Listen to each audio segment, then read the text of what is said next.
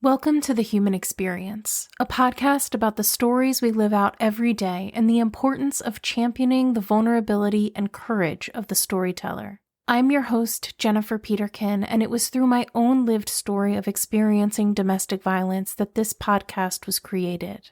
By traveling the globe and interviewing each guest in person, I am convinced now more than ever that stories have the power to change the world. You can join our community of storytellers by subscribing, leaving a rating and review, signing up for my newsletter, following me on Instagram, and more. Thank you for being here. In a world full of noise, to listen with intention is an act of resistance. Being around people who don't look and think like us can really expand our mind, and we can, learn a lot more. I just want to highlight the stories just because when you put a name to the face or the story, like, you are able to be more compassionate, more empathetic, and it's like, wow, like, this person went through X, Y, and Z to get here, to be part of the land of the free, because that is what America was made about, right? Being free and the freedom and being able to be who you want to be and things like that. Episode 40 of The Human Experience is Heidy's story. Heidi is a writer, speaker, podcast coach, and the host of the American Dreams in the Eyes of Immigrants podcast. As the daughter and wife of people that have immigrated to the United States, Heidi has had a lot of experience navigating the challenges and the triumphs immigrants have while building their homes and their lives in the U.S. Her podcast, The American Dream in the Eyes of Immigrants, is a platform for compassionate storytelling and understanding as she elevates the voices of those who may go unheard. You can find links to Heidi's website, podcast, and socials in the show notes. This episode was recorded in DeLand, Florida.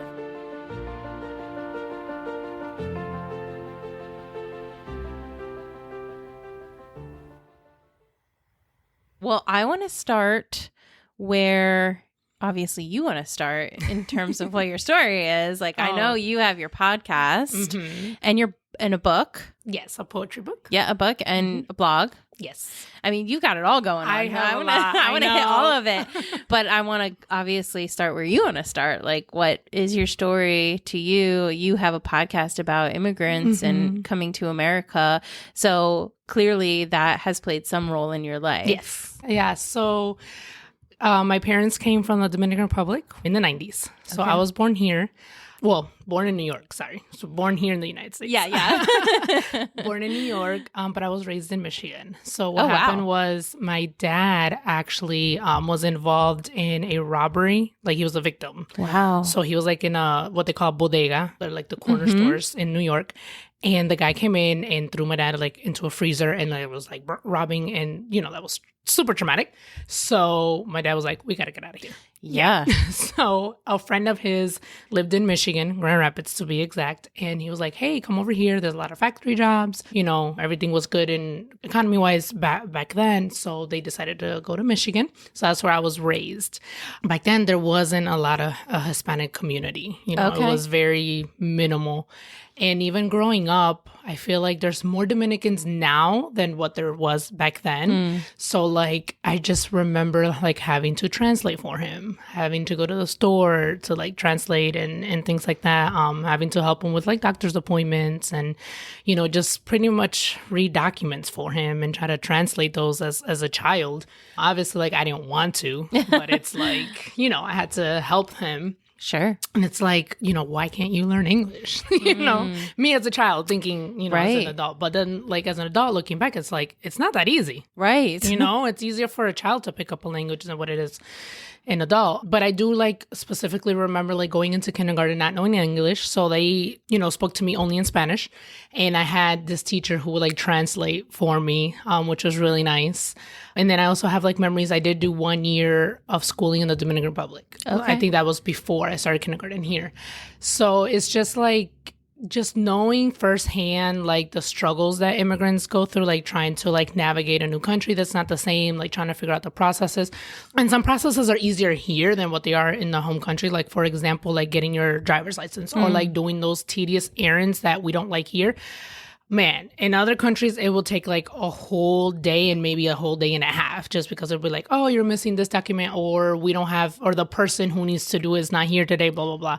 But like that can be a hassle, back home, but then it can also be a hassle here just because we don't know like where we're supposed to go to get X, Y, Z.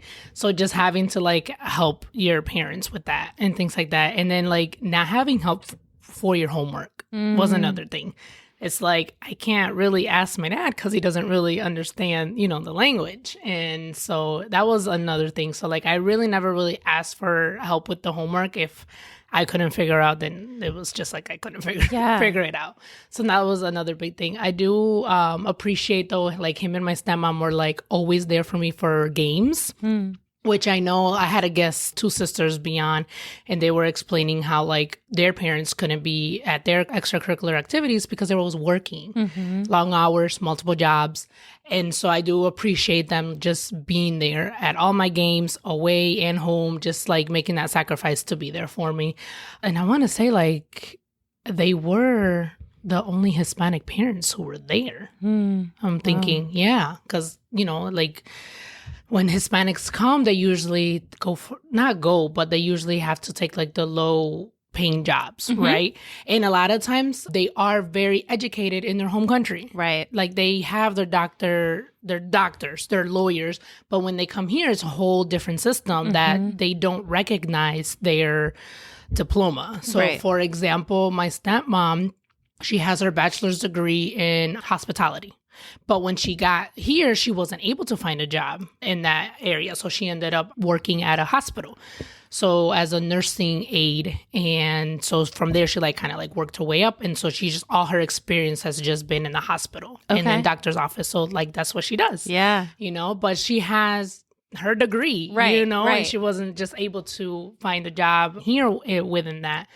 So just things like that. And then like me working at a doctor's office too, like I met so many doctors who had to work as medical assistants, because when they get here, they have to take like 3 more exams in English, so not their language and things like that. So it's kind of like a lot of hurdles to be able to do your profession that, you studied in your home country here. So all of that to say that I started this podcast because I wanted to highlight what happens once they arrive, immigrants. And it all started, I am a writer, so I write on Medium. And so I was reading an article, and it was this immigrant from Kenya. She had came to the United States. I don't remember what age, but she was explaining how each cultural shock that she experienced here really diminished her confidence. And I was like, wow, like we don't talk about that. So then I remember going to my husband. He was born in the Dominican Republic. He came when he was 9. Okay. I remember going to him after reading the article, and I was like, hey, look, I just read this and that. Like, do you remember when you got here? Like how you felt, like what you saw? And he was like, yes. I was 9 years old. That was years ago, but I still vividly remember, everything. So then he was telling me how at night he was so excited to come to the United States because they were going to be reunited with his dad. And he was like, they came from Dominican Republic to New York. So he was like, those buildings were so tall. The road was so wide. And he was like, and there was no trees. He was just wondering, like, where are the trees? Yeah. So yeah, he vividly remembers. And I was like, oh my gosh, like just him listening to his experience and what he remembered and how he felt. I was like, that's the podcast episode. It's like, okay, this is what the podcast is going to be about, because I wanted to launch a podcast back in 2019. Okay. So what I was going to do was have a friend come on and just share the good stuff that they're doing in their life. Because I was like, a lot of, like, we don't celebrate ourselves enough. So like, I kind of want to just celebrate the average person, right? Yeah. So if anybody wants to start a podcast, there you go. There's an idea. Free idea. Free idea. You're welcome. So that's what I was going to do. But then I read the article. That was in 2019. And then 2020, we had the pandemic. Yeah. I was dealing with a lot of mental health issues in that year. 2021, I was pregnant. And then I was dealing with that pregnancy. So I was like, okay, I can't, do that right now. And then 2022, I was like, okay, I'm done with school. I'm not pregnant. We're heading down the pandemic. Like, okay, this is the year I'm going to launch this. So yeah. April of 2022, I finally launched. I started talking with friends and family because, we're all immigrants. So it was really exciting to launch it, but then also like nerve-wracking, like who's going to want to listen to this, But it's been fun for the past year. I've learned so much, and I'm just grateful to God that he put this in my heart and that I actually like stepped out in faith. And because it's been amazing, like the people that I've met, the cultures that I've learned about, and I would eventually, like you're doing, would like to travel if like the person can't come to me, like me go to them to like, you know, see them face to face and everything and talk to them like in person. Cause I feel like that's a lot better than, you know, the virtual and everything. So it's different for sure. It's different. I understand and appreciate the access that being online provides, right? But there is something special about being face to face with somebody. Yes. So for your dreams, I hope that happens for you. But I think what you're doing is really valuable on multiple levels.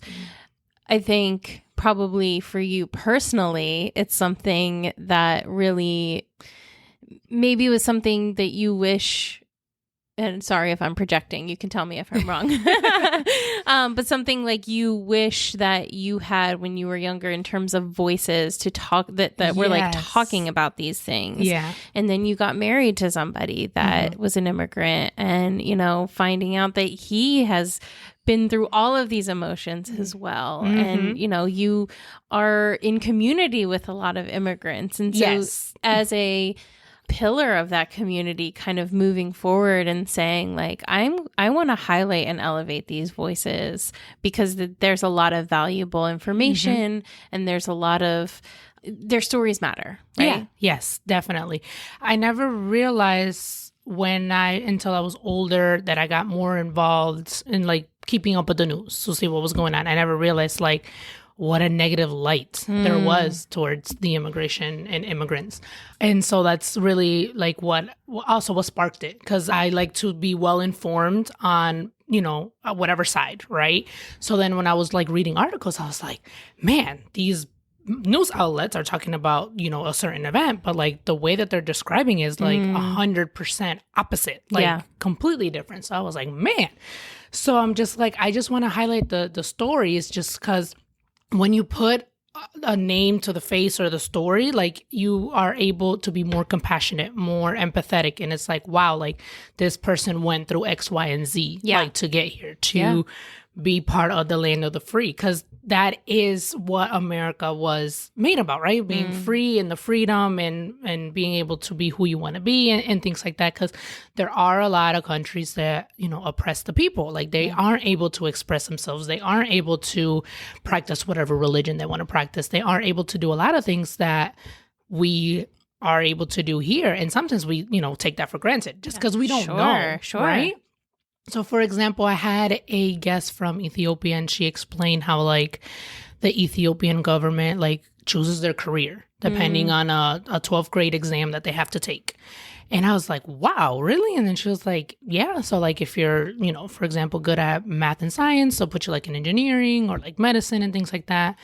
And so I was like, wow, that's interesting. But then I was kind of like thinking of it like in a positive way. That's just what I do. Like I automatically like try to find the good thing. And that's not a bad trait. And so I immediately went to my example or what happened to me at 18. Like I had no idea what I wanted to do. I was so overwhelmed with like the choices that we have here. I was like, I know I want to go to university, but I was like, what do I want to study? Like, what am I like? Then I had no idea that I was, you know, good at writing although I had written my whole life, but I never really thought about like pursuing that as a career, right? Yeah. So I was just like, what do I do? I was so overwhelmed. And so like my first 2 years of college was just like trying to figure out what to do. So I feel like I wasted a lot of time and money. But eventually, you know, God led me down the path of where I am now. And obviously, like back then, like podcasting, I had never heard of that, right? So I'm like, and now I'm a podcaster. So it's like, I never thought that that's what I would be doing. But yeah, no, so I saw that positive. I was like, well, it could help people who are like me, who are like very undecisive, like don't know what they want to do, have somebody tell you like, hey, you're good at this, you would be good at this career. Sure. Now, I didn't get into depth as like if they could change their career. Okay. So that I'm not sure. So if anybody knows and can let me know. Yeah. Let us know. I didn't end up asking her. That would have been a good follow-up question. That's okay. But I always think of follow-up questions. I'll think of follow-up questions for you next week. Exactly. I'll write you on Instagram. Or like when I'm editing, I'm like, man, I should have asked this or I should have dug deeper into that. Yeah. I know. Yeah, been there. Podcaster problems. Yes. Definitely.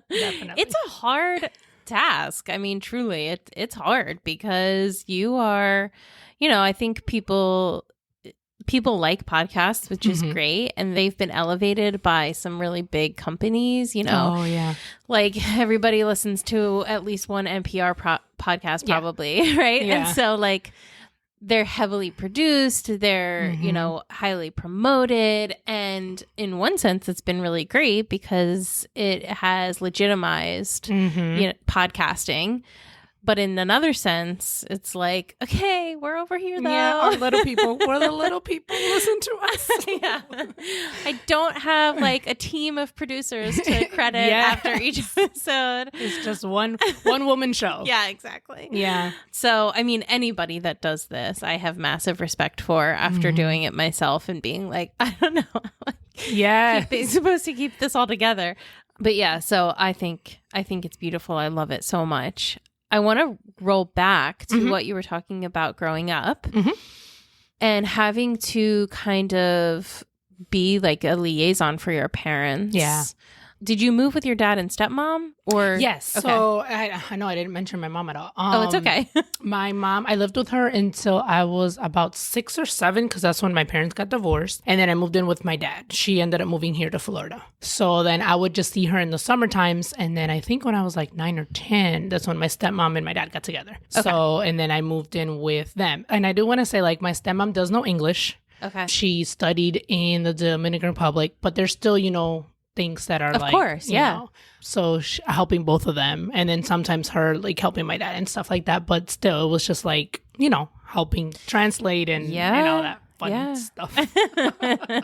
Well, I think this is not my experience, so I'm speculating here. Please correct me if I'm wrong, but it's kind of seen as like it's an expectation for you, right? Like you're here, you're in school learning all of these things. Like, why wouldn't I turn to you to be like, you need to kind of help me, and not in a bad way. And that was an argument me and my dad had all the time. It's like, but you know English. You should know what it says. It's like, I don't know what this word says. Like, And even sometimes adults don't even know what those official documents. Oh gosh, yes. Right? And it's like, okay, yes, I go to school, but it's like I'm only 9. I don't know. I don't know. Well, that's got to be so challenging sometimes, right? Yep. And you think of your quote unquote average American 9-year-olds not ever having to deal with that, right? Like, even if you're in a non-traditional nuclear family, that's still a different thing that you're dealing with. Having somebody that you're learning a culture as a child, but because you're a child, you're picking it up a lot quicker and you're immersed in it a lot deeper. And so then you're having to kind of bring your parent along with you. Yep. Yeah. So let me put it in this perspective. Since I'm a writer, they always say to write at like an average 8th grade level. So then everybody can read it, right? 8th grade, how old are we at that age? Like 12, 13. So that's the level that they want you to write at. But if it's like, if you have like legal documents or like doctor stuff or whatever, like they don't write at an 8th grade level, right? So it's like, some of the stuff I didn't know as a 9-year-old or as whatever age I was. And it was just like, it was just something that we definitely clashed on all the time. And I recently talked to somebody about this because it was a fight. It's like, you want to help your parents, but then like as a child, you don't want to. It was kind of like a hassle. You know, it was like, oh, hey, I need this favor. Can you, translate this for me? Or can you go with me to this doctor's appointment? Or my dad is really big on, he's a mechanic. So he's very big on like, getting car parts and then having to return it and all that fun stuff. So like I had to go with him to like AutoZone and Advanced Auto Parts and with him to like translate. And he was like, I understand them. It's the me talking back that's where he struggled because he was like, a lot of people didn't want to understand him because of his accent. Yeah. Right? They didn't want to spend that extra time to try to understand him. Yeah. And so that's happened to him. That's happened to my stepmom, who I said did learn English in the Dominican Republic, but obviously she has her accent, and, her working in the medical field, she's gotten that multiple times. Like, I want a medical assistant that speaks English. Even now, she works from home, but she's on the phone.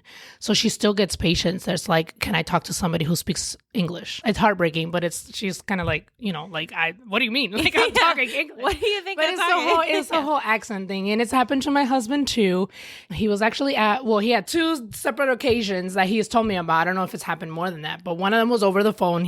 Somebody asked for somebody who speaks English, and he's like, I am speaking English. He's like, no, I want somebody to speak English. He was like, okay. So he transferred them. But the other one was, he was at work, and this was in Michigan, and him and his friend were, at lunch, I think it was, and they were just having a casual conversation in Spanish, and like a lady walked by and was like, you need to talk English.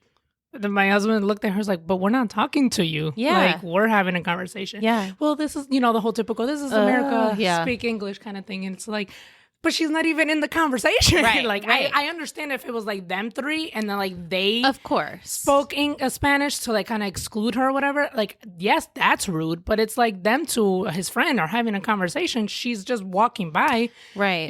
So it's just things like that has happened to our family that is just like, that's why my dad wanted me to go with him. It's like, sometimes they don't want to understand me and he just doesn't want to go through that. Yeah. So I was like, okay. I mean, obviously now I understand as I'm older, but as a child, you're just like, I want to play. Of course. I want to do this. And you don't expect, there's grace for that, right? That you were a child. But that's really heartbreaking. And I think it really brings up a huge gap in our understanding that I think it's worth talking about, clearly. Just this idea that there's this like distrust and dislike. Oh, yeah. Just because of somebody has an accent. And I mean, even if they weren't speaking English, right? Like, I feel like we as Americans get so up on our high horse about like, everybody should speak English, but we're the first to go to a different country and expect everybody else there in their home to speak English to help us, right? Yeah. And we're very fortunate that a lot of the times that actually is is something, but that's lucky. Like, that's nice that can happen, but it's not because English is superior in any way. It's just the way the world is right now. So then when people come into our country, move to America, and they're not immediately immersed and adapted, we have very little patience for them. And that's wrong. Like, there's no reason why we should have such short fuses with this kind of thing. But I feel like it's been perpetuated a lot, and like media has a lot to do with that, and kind of fueling that distrust and dislike along the lines of like all of the, like you were saying before, how immigration is reported on and what the kind of stigma is there. So I think that's an excellent point, that even when people that speak English as a second language are speaking English, it's still not good enough. Yes. And it's like, staying on the language topic, I've realized, especially interviewing people from different countries, that they actually learn multiple languages in their home countries. Yeah. So it's not just their main language, it's, like 4 other in addition to English. So it's like, okay, you're making fun of this person because they have an accent, but really they're smarter than you. Yes, exactly. Like, they know more languages than you. So I've realized that a lot. And yes, English is typically another language that is taught in other countries. And also, depending on which country, it could be the British English. Right. So I get that a lot from my guests. It's like, I thought I knew English until I got to the United States. And it's like, I don't know English. I know. So they had to like relearn. Yeah. I wish the United States would emphasize more in teaching another language. And it doesn't have to be Spanish, but Well, I guess also depends on where you are in the country, because I know like there's are bilingual schools, but a lot of the time they're like, private. So you had to, pay and stuff. But I wish it was more emphasized from young to learn another language, because it is a lot better. It makes you a lot smarter, and you're more open to like different cultures. You can talk to more people. It's just, there's a lot of benefits to knowing more than one language. My daughter's at elementary school, for example, they don't teach Spanish until like, I think middle school. And even then it's like an elective. It's not even required. Mandatory, Yeah. So I wish that was emphasized here more, because I'm personally having trouble with my daughter because she went into school knowing Spanish, right? So obviously she picked up the English very quickly, but now that she knows English, like that's how she wants to talk to me. Okay. And I'm like, come on, like, well, you can speak Spanish, or like, I'll talk to her in Spanish. She understands it. Fine. It's just the responding back. She just wants to do it in English. And I'm like, and then I try to tell her like all the benefits. I was like, look, your stepdad was making more money because he knew Spanish. Yes. And I like try to give her so many examples, and she wants to be a teacher. So then I was like, okay, what if you're a teacher and then there's this kid who comes from a Spanish speaking country and you have to help him? And then she was like thinking like, oh yeah, that's true. But still, it hasn't convinced her. But the good thing is that she does go to the Dominican Republic to be with her dad in the summer. So that's where she's at now. So I'm like, well, you have to speak Spanish over there. There you go. Like you're like, there's no choice. But she tells me that she speaks to me in English because I understand it. So that's why. It's so interesting though, because like as an adult, I wish so badly that I knew more. Yeah. And I didn't have parents that spoke a different language. My family's been here for a few generations. And so when they came, they quickly shucked that off in favor of quote unquote acclimating, right? And now I'm just like, man, I wish that was different. Like I wish that it had just been carried down. And I think that comes with age to a certain extent, right? Like she's around her American peers and like all of that stuff. But being somebody that travels all the time, and like every time I'm in another country and English is not the main language there and I'm speaking to somebody in English, I am just like, whether it's a waiter, a bus driver, a museum, host, whatever, I'm just like, man, I'm like sucking at this. I'm speaking to you in English and you're responding to me in English. And like, I wish I could speak to you in German or French or Italian or Spanish or whatever it is. And I just really, there's so much value in it. And I just want to like echo what you've already said, which is that Americans could benefit so much from being, introduced to languages from a young age. Yeah. Because like when I had to take Spanish starting in 8th grade, but I only had to take it for 2 years. And it was such a introductory thing, and I didn't get good grades doing it. So I dropped it after a couple of years because I was like, it's not helping me. I'm not getting good grades. Like, exactly. And we had Spanish and weirdly German to choose from in my school. So those were the only 2 options. And it just was like this very small subset of the school experience, and not until later on in school. And I just think there would be so much value in teaching kids as soon as they start school. Like, why isn't that a part of expanding children's minds? And I agree. I think it makes us more intelligent. Yeah, no, it definitely does. I want to ask you a question. What? It's the podcaster in me.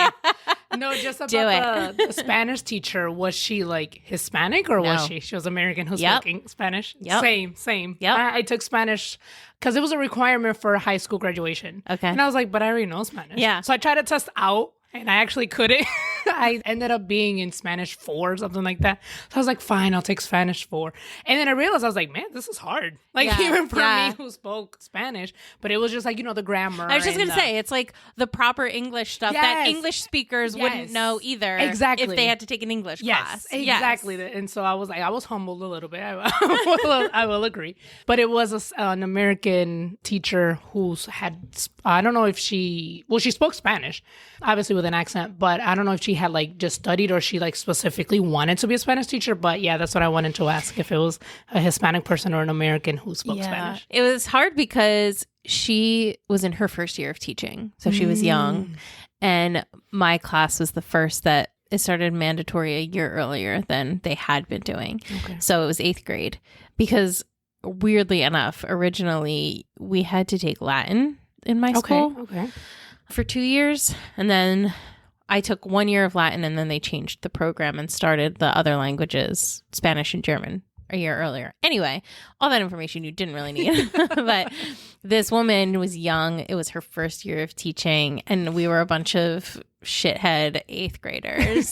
Giving her a hard time. Yeah. And it was just awful. I did not learn one thing in that class. And so when I moved to Spanish 2, then I was like, I have no idea what I'm doing. And I like struggled through Spanish 2. And my other Spanish teacher she was an immigrant. Anyway, just to say the foundation wasn't there. And so it made everything after that a lot harder. Yeah. And I quickly was like, forget it. It's not worth it. Yeah. And I wish I hadn't been like that. I also wish I had other options besides Spanish and German. Yeah. My family a few generations ago was from Italy, and I would have loved to learn Italian. Oh yeah. I know. And same thing for as the generation goes on for us as immigrants too. I'm, first generation, and my daughter is second. She doesn't want to speak the Spanish, so it's like her kids, is she going to speak Spanish to them? Yeah. So it's kind of like as the generations go by, unfortunately, the culture kind of gets, lost a little bit. That's just, the way of life. But absolutely. But it's awesome that she spends her summers in the DR. So hopefully she does hold on to. I hope so. Yeah. I love that experience for her. Because even I growing up, like going out there for summer or Christmases was amazing. Like I just have such good memories. And I love being exposed to a different country, different culture than from the United States. And then just seeing how things are so different. And you just immediately realize like how rich we are here in the United States. Just from the roads to just everything, honestly. My daughter has told me, though, that the food is better in the Dominican Republic. I believe yes, that. Ma'am. Yes, ma'am. You are correct. But no, just, having that experience it's amazing. And then also now I can use that to relate to my guests. Because a lot of the stuff that they say, I'm like, that reminds me of the Dominican Republic. Yeah. Yes, we do that too. And things like that. So it's obviously something that I experienced back then, but like now I can use it as an adult. Absolutely. Oh, it's beautiful. It is beautiful. And, culture is is a huge part of our identity, and so to ask somebody to drop that as soon as they enter a new country is really unfair and also really limits our communities as well, right? Yeah. Like if the more culture you bring into a community, the more diverse an area is or a community is, I believe the better it is, just because you have to keep your mind open when it's not just a bunch of people that think and look like you. And you tend to have communities that thrive better and that have to go through things together and work through some hard things together that people that, look and talk and sound the same don't have to have those conversations. No, thank you for saying that, because lately I've been seeing that is one of the things that scares Americans about so many people coming is like, are we going to lose our American culture, right? Because we have so many different. But I was just thinking like, they're very adaptable. Yeah. Immigrants actually really adapt more to the American culture than them trying to change the culture here. Oh, 100%. Right? And I feel like that's just fear of the unknown, right? And so, like you said, like being around people who don't look and think like us can really expand our mind, and we can, learn a lot more. But yeah, I just want to put it out there that we're more adaptable to the American culture than vice versa, than trying to, change the culture here. It's like, no. And that is one of the questions that I ask my guests. It's like, how did you adapt, to living here? How was that? And even when I interview children of immigrants, because our experience is completely different from native borns, I always ask, like, what is a culture that you guys kept? And then like, what is one that you guys adapted, and it's been very nice to like hear the different answers. And it's like, even in my family, like there's a lot of like Thanksgiving, for example, like they don't do that in the Dominican Republic.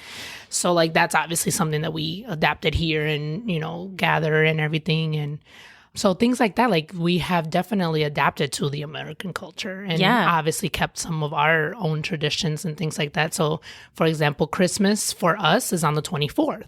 So we celebrate, that's when we have the big dinner and do all the things. But here's the 25th. Yeah. So for us, it's like Christmas is on the 24th and the 25th is just like leftover day.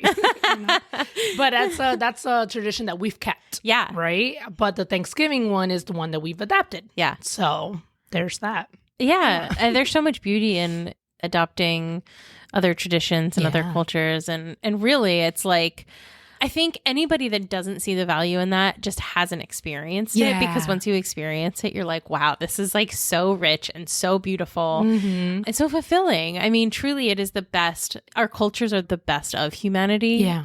The best depictions of humanity. Yeah. So I think it's so important. And I see the line of culture kind of diminishing as generations go by. And part of that, like you said, is just the reality of generations, because things change and we grow and stuff. But I think as much as possible, if we can hold on to things that make us who we are and remind us of where we came from, that's super important. I hope that the conversation is turning a little bit, and that while slow, some more acceptance is coming, and hopefully more embracing of people and immigrants. And I know it's not everywhere, but I'm hoping that, you see these pockets throughout the country where immigrants are celebrated, and you see such rich and vibrant cultures. So ever since getting into this space and intentionally seeking out organizations that help with immigration and things like that, I have come across this very specific organization, and I mention it a lot in my podcast, Women of Welcome. And they are led by, a white woman, and her intention with the organization is to share like biblical truths of how the Bible talks about immigration and how we should embrace and how we should treat, the vulnerable, because the Bible talks about that a lot. And so they started this organization in 2016, I think she says, or 2017. I interviewed the director recently. And it's just like spreading truth, biblical truth, on how we should approach the thing that talks about immigration. And they have a Facebook group, they have an Instagram, and then they have Bible studies too that you can download to, help you see things in a biblical way. And I love the work that they're doing because it's led by a Native American, not a Native American, sorry, but somebody born here, like an American. Sorry. No, it's okay. It's so funny. Because I'm so used to saying native born and like immigrant, but she's not Native American. She's white. Jesus. I love that. So it's just nice to see that it's an organization started by a white woman, not an immigrant, to help spread that to her, to her circle and things like that. Because I feel like that's where the change can happen a little bit. It's someone who, look like, I'm not white, but so I can say somebody who looks like me, but somebody who is not an immigrant, who's doing the work for people who do look different than her. And I honestly appreciate all the work that they're doing. So I have seen that, and I have seen in the Facebook group, there are women from all over the country, and they talk about the work that they're doing in their community.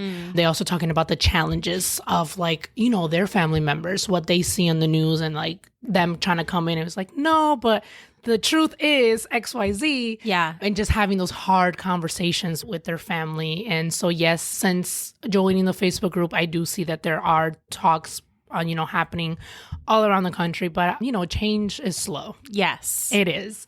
And so I have been asked if I received like any like negativity because of my podcast. And I was like, not yet. I know that it will be coming, but not yet. But I do truly feel that this is my God-given purpose, because honestly, after I do an interview or after I meet with somebody, like I get such a high afterwards. And I'm just like, yes, Lord, like this is what I'm supposed to be doing. So just being part of that group has been amazing and has opened up my eyes too. It's like, okay, it's not just immigrants who care about this. There are non-immigrants who care. And I'm so grateful for that.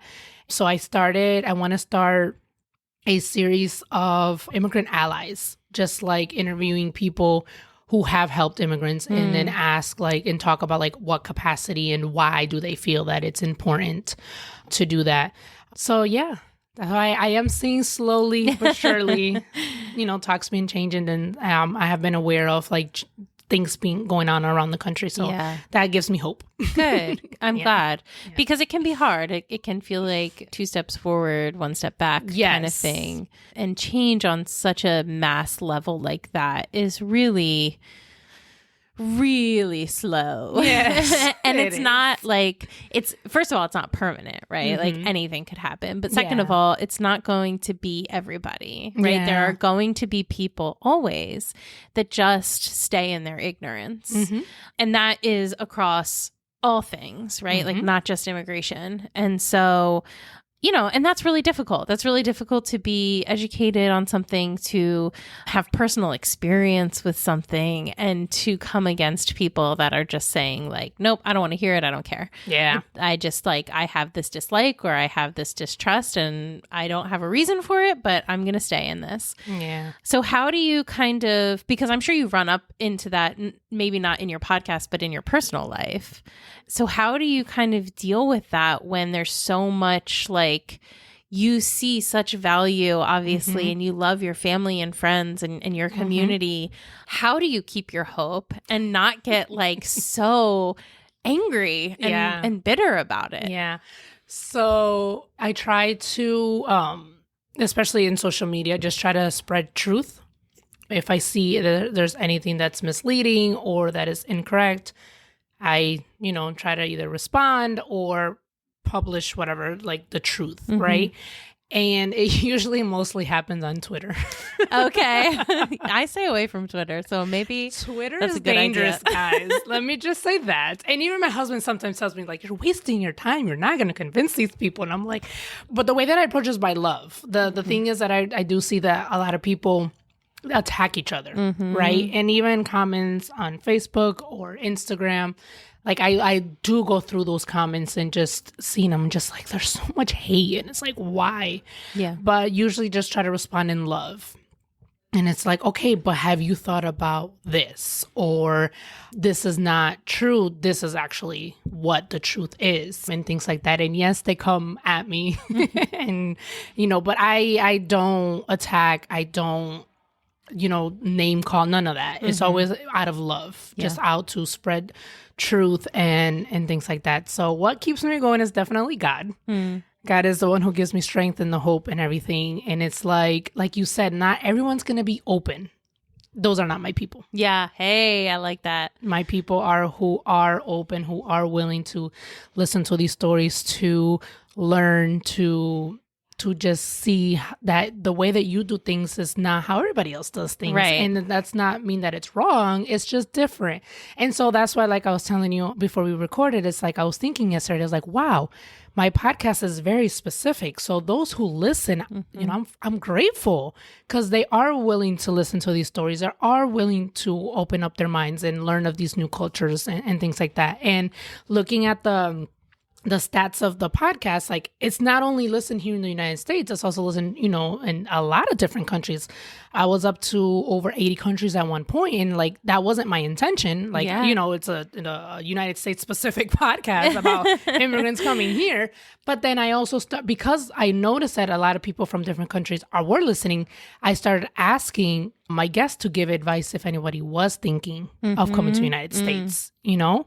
Because they come from, you know, all over the world. And it's like, okay, now they can hear this experience of how people who have come, like what they actually went through. Because the other thing is, outside of the United States, there are people who have certain expectations of the United States before they come, you know, and I do ask my guests, and a lot of them does come from music videos, from movies, from TV shows. And so like they come and they think everything is going to be like the TV shows and the movies and everything. And then once they get here, it's a hard reality, you know, so I'm glad that it is listened worldwide. And if there are somebody thinking of moving to the United States, they can get a realistic picture of what actually happens once you get here.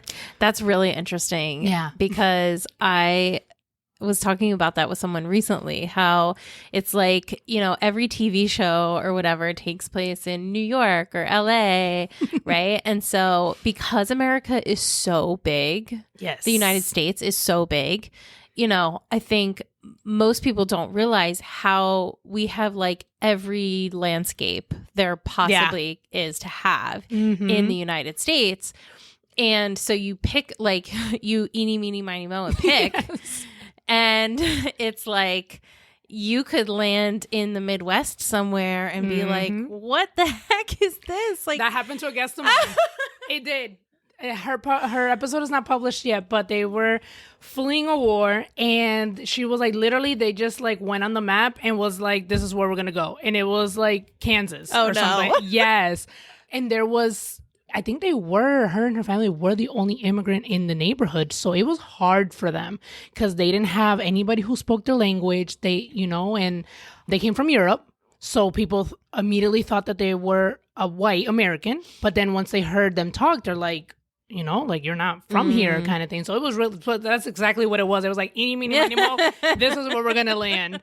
But no, that is very true. Depending on where they go, depends on a lot of stuff, like what they experience. So for example, if they're used to like a tropical weather and they go to New York and like they see like this winter and the snow and everything, like that's been a huge cultural shock. Yes. I had a guest who she came as a little girl, and when she saw snow, she thought the sky was falling. Oh, wow. So she was afraid, terrified to go outside, and like they had to like bribe her, like, we're gonna get you ice cream or whatever, like to go outside, because she was just terrified of the snow. She's like, who cares about ice cream? The sky is falling. The sky is falling, exactly. So yeah, it depends. If you land in California, that's a whole different thing than landing in New York. Absolutely. And even up north, Michigan compared to Florida, it's just completely different. We have like little countries within our country. We do, truly, because then you also talk about the culture, like, you know, for whatever it's worth, American culture, it exists, but it exists because all of the other cultures exist, right? Like, so there's that. But then also you have New York culture and California culture, and that is totally different. And then you have Midwest culture, and then you have the South culture. Yeah. Like, it's all so different. And so again, you see something on TV, which is generally either a New York or California culture. And then anything that's not that is so weird. And so like, what did I step into? Yeah, exactly. Yeah. And there's no other, you know, we can have obviously very big misconceptions about other cultures as well. But we don't necessarily watch TV shows or music videos to find out about the culture, because nowhere else is as widespread. Like, American TV and movies are so popular, and music are so popular worldwide, and nothing else really is like that going the other way. So, you know, we don't have that as much. We have our own preconceived notions based on like nonsense as well. So I don't want to pretend we don't, but yeah, it's a really interesting kind of piece of the puzzle there. Yeah. So yeah. How did you meet your husband? We met through mutual friends here in Florida. Okay. Funny story. He lived in Michigan also for 15 years. But we didn't meet in Michigan. We met here. And so wait, what? Why Michigan? I don't know. No.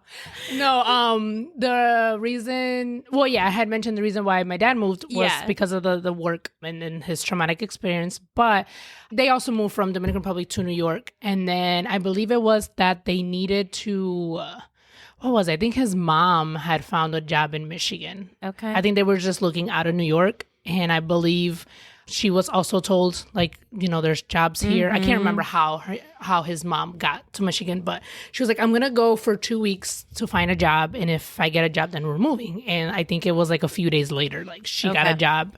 And so she was like, okay, we're moving. He didn't want to move at all. He was 14 from New York to Michigan.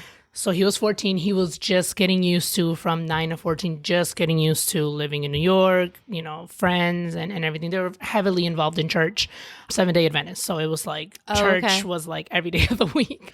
So then they moved in Michigan. And so he actually knew some of my family members. Oh. Yeah. So he worked with my uncle and my aunt in the same company. And then he went to church with one of my cousins.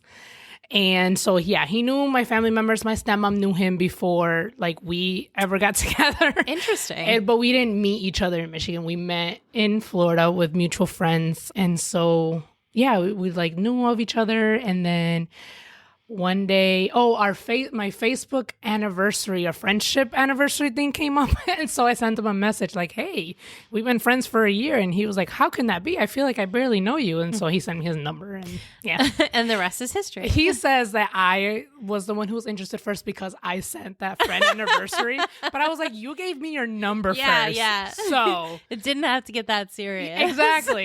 But I'm glad it did. Yeah, exactly. But P.S. Yes. That's good. So yeah, the rest is history. We just, started texting and talking, and then there was a Jay-Z concert that I was going to go to with my aunt. And then I remember sending him, because he was also a huge Jay-Z fan. So I remember sending him the picture of the ticket, and then he was like, oh, you're going? I was like, yeah, I'm going with my aunt, who he knew. And so, but as soon as I sent him that picture, I felt like something was going to happen, that she wasn't going to be able to go. And that's exactly what happened. She got sick. And she was like, I was like, you need to get better before this concert. Yeah. I'm going to go with or without you. Yep. Like, it's Jay-Z. No, like, I got to go. So she ended up getting, I think she had the flu. So she really couldn't go. And she was like, fine, see if Jonathan wants to go. And I was like, I don't know. Like, we haven't talked about like going on a date or anything like that.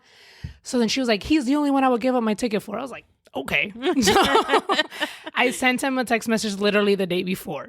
I was like, hey, my aunt can't go. Are you free tomorrow night? And then he was like, sure. And I was like, oh, no way.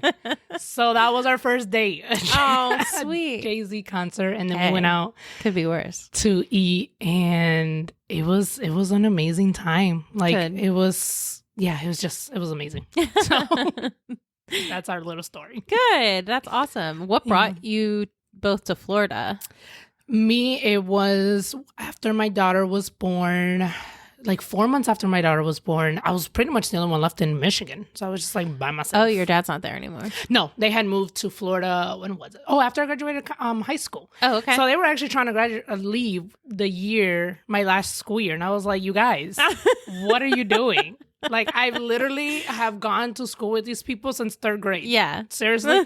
So they waited an additional year till after I graduated, and then they left. And I stayed back in Michigan. I did the year and a half there of college, and I ended up getting pregnant. And so I was like by myself, and I was like, okay, I need to, just be with family. So yeah, went down to Florida, and then he moved. He lived in Michigan a total of 15 years. And by the time he was 30, he was like, I need a change in my life. Like, it was like, I just keep doing the same thing over and over and over again. I need a change of scenery. So his job was offering a transfer to Florida. And so that's how he ended up here. So Man, I was like, if two people weren't more meant to be than the two of you. Thanks. So I was like, so if your transfer would have been to Arizona, he's like, Arizona would have been it. I was like, oh, wow. So now he like loves Florida. I'm trying to get out of Florida. He's like stuck here. So I was like, oh, fine. What does he do? He works for Farmers Insurance, but based out of Farmers Insurance, there's an umbrella of an insurance company called Bristol West. Okay. So he works with them, and he's a coverage analyst. So when people get into accidents and they don't have insurance, he gets that claim. Oh, so he's the bearer of bad news. Wow. Yeah, that does not sound like a fun job. I told him, I was like, literally, you give bad news all day. Yeah. That's what you do. Does he like his job? No. I'm like, how are you still working here? No, but he's been with the company for 17 years now. Oh, wow. Because he started off with Farmers and then he transitioned to Bristol West when they did the transfer. But I'm like, get out of this. But he's one of those people who's like very like, it's a stable job, it pays good, good insurance. So he's like one of those people. I'm just like, we were actually talking about this the other day. Oh my gosh. In the 6 years that we've been together, I've had, and this probably sounds really bad, I've had 7 different jobs. No, it doesn't. Okay. Mm-hmm. And he's had 1, So I'm just like, I'm just that go-getter. And if I'm not happy, I'm not going to stay, Or if I had good opportunities, I'm going to go for them.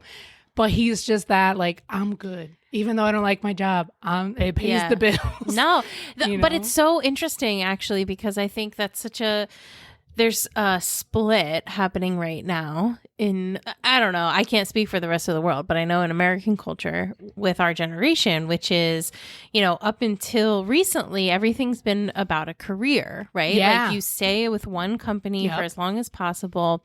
But what that used to mean was that you had a pension. Yeah. Maybe you were part of a union. Yeah. You got to move up in your career. Mm-hmm. You worked up the ladder and like you had opportunities, right? And so like you weren't just existing within this career. And so the shift has come now where it's like, well, I want more purpose in my life than that. Things have changed. Technology has changed so much.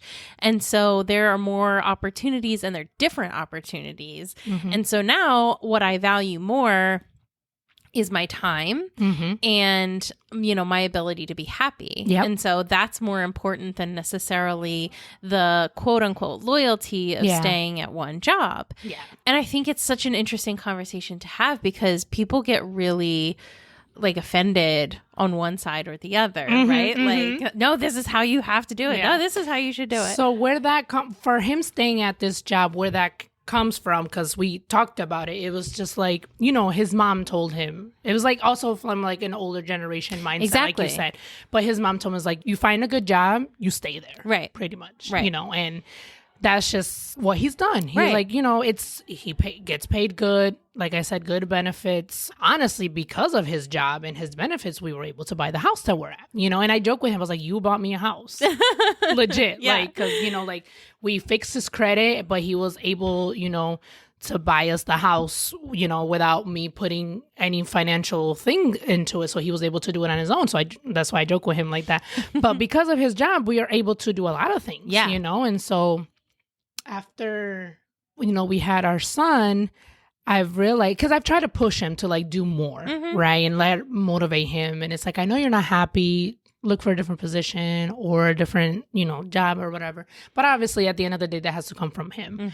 And I've realized like his thing, especially after having our son, is just like his outside of work, like his purpose. His thing is like being a good father and a good husband. And that fulfills him. Yeah. He's such a homebody. So he's like, as long as I have my family's okay, as long as I'm still bringing in income and I can play my video games, I'm good. He's good. There you go. So like I've tried to push him, and like I was telling you about my friend / business coach, one of our first meetings, she was like, let him be. Yeah. And he's very supportive of everything that I do. And she was like, you know what? You need that stability. If you guys are both go-getters, you guys will clash. Yep. So she was like, let him be. He balances you out. Yeah. Okay. Yeah. Because like truly, there's nothing wrong with staying in one place. And it's just the idea of there being a right or wrong way to do it, right? Like, do what works for you. As long as you can be responsible and support yourself and not, dig yourself into like a really bad situation. Do what works for you, right? Yeah. I mean, he has his outlet. I mean, obviously he doesn't like what he does, but he's like, after work, I have my outlet, I have my family. Like, he plays his video games to like detach, you know, like that's his thing. And so like, I don't get on him about that, you know, because he, like I said, he's such a homebody. So he's like, he doesn't like go out or anything. He's just home. So I'm just like, yeah, like that honestly, and him having that stability, once we got together, he brought that stability into my life, which is something that I needed. And I didn't realize I needed until we got together. So it's like like you said, we balance each other out. Yeah, so it's pretty exactly. Cool. Yeah, exactly. Well, kind of on that note, I want to ask you something then. Because obviously, again, you have a lot more of experience with this. So regarding immigrants coming to the country, it's like, and your podcast is called The American Dream Through the Eyes of Immigrants, correct? So when we talk about the American dream, a lot of that is getting to America, right? Like that is like a big part of the dream, is just like getting here, being here. So do you think on some level for a lot of immigrants too, because I do notice that, you know, the people that tend to be like a little looser with like, I don't want to be settled, I want to be kind of around, are people that haven't made that initial move, right? Do you think it's because that dream was realized and so it's like, well, I'm here, like I don't necessarily feel like I have to do more? And I don't mean that in like they're settling way, but just like they are happy where they're at. They're happy being in the 9-to-5 space, and they have their family and Hispanics are very loyal. Okay. Yeah. Yeah. So it's like, if they find something that works, why change it? Yeah. Kind of thing. Interesting that you say that, because Barack Obama had a documentary on Netflix, and I can't remember what the name of it is, but it's about working people. And there were a few immigrants there who had been in their company 20 plus years. Yeah. And it's that. It's like, they got here, they found a good job. Yep. The benefits and everything. So it's like, why leave? Right. Why mess with it? And it comes from that. It's like, okay, I'm already here. Right. You know, that's their American dream, to get here, found a good job, stable, you know, so they stay 20 plus years. There was also, we were watching Undercover Boss. And so like the immigrant workers that they would show on the episodes, same thing, 10 plus years, 20 plus years that they're within a company. Same. It's just like they found something good that pays the bills, that works for them. They didn't find the reason to leave. Yeah. They're here, you know, and it's like not settling, but it's like like you said, like their goal, their dream was to be here. They have that. So it's like, now we have a stable job. Yeah. Kind of thing. But they're loyal. They're very, very loyal. Yeah. Yeah. And then also, I think too, like their children then have different opportunities, and maybe that's also part of that dream, right? Like, I got here. That was my dream. I got here. I have the job. I'm bringing the money home. I'm supporting my family so that my kids can do something different, or, you know, have a different way of life, you know? So there's just so much, it's so obviously family oriented, but I think on a very basic level, we would all like to say that we want things to be better for future generations. Yes. But immigrants specifically are walking that out day to day, which is pretty incredible, because what then they're saying is like, I know I'm not going to have the same life that my kids are going to have. They're going to have a better life, but I want that for them. Yeah. And so I'm going to make the sacrifices in my lifetime so that they can do what they want in their lifetime, and then carry that through. So let me go back to the whole working thing, because I thought about something else. I also think it comes like from their culture. I'm thinking like of my family. Like, it's not common to change jobs so much back home. So it's like same thing. Like, you know, I think my stepmom did end up working at a hotel, but she was there for like many years. And then like her mom was an accountant, and she worked in, you know, one firm many years. Her dad had one job, you know, kind of thing. So it's not as common like me. Like, I've had 7 jobs, right? Like that's unheard of over there. So I think it also comes from that too. Sure. Yeah. Back home, it's like, you have your career, your job, you stay there. Yeah. I think that is a very American treat too, right? Like to change, yeah. Well, and just the idea that there's so much opportunity that you can, which is, a very land of beautiful opportunities. That's what they call it. Yes. It's a beautiful expression. Yeah, I mean, and that's why I've had change so much, honestly. Sometimes it was because I was unhappy. One time it was because like I needed to make more money. So I had to go.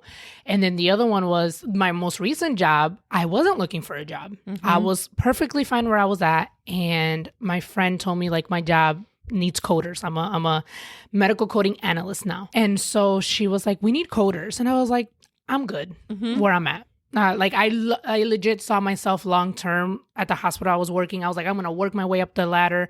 I'm going to be the CEO of this hospital. That was my dream. Yes. And so she was like, oh, we need coders. And she was like, the starting pay is XYZ, which was like almost $20,000 that I was making. And I was like, hold up. Yeah. So I told my husband that. I was like, wait, this is the starting pay. He was like, where do you apply? Let's go. I was like, okay. So I applied and I just left it in God's hands. That's legit what I said. I was like, if it's for me, God, you'll make a way. Yep. And when they called me, I forgot that I had applied because they called me like 2 weeks later because that's how much I wanted this job, you know? I completely forgot that I had applied. And so long story short, I ended up getting the job and the position, but it was like because of an opportunity that came up. I wasn't looking for it. Yeah.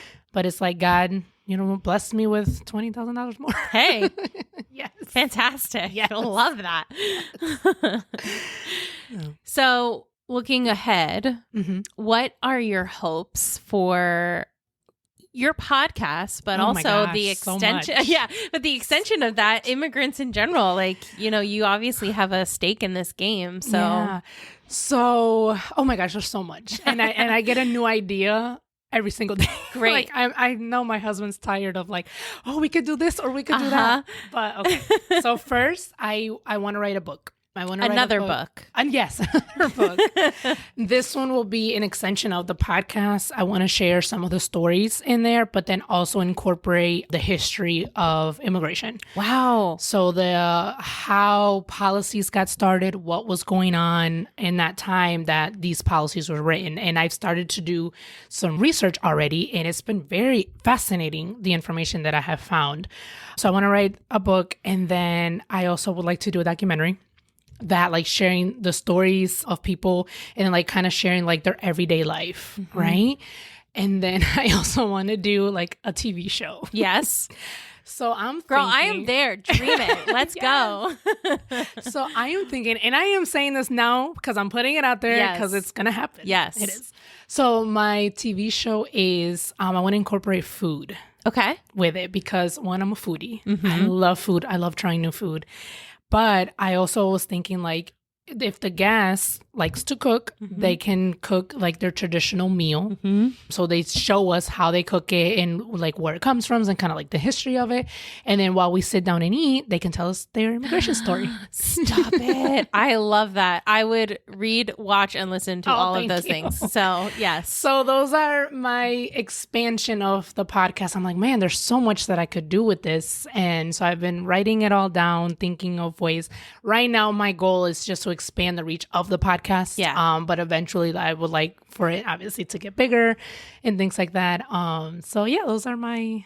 Honestly, I'm so happy that you put it out there because I think it's so important to dream that on a massive scale, right? Like you're only limiting yourself if you're limiting your dreams.